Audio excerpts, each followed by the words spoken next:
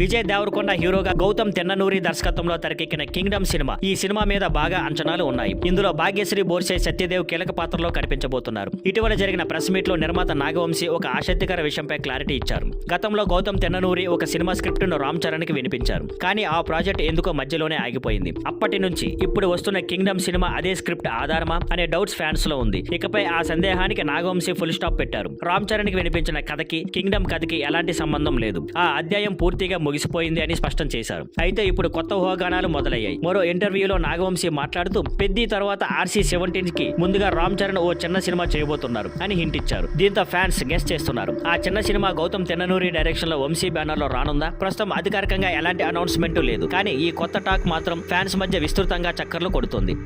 Thank you for watching. Please like, share and subscribe.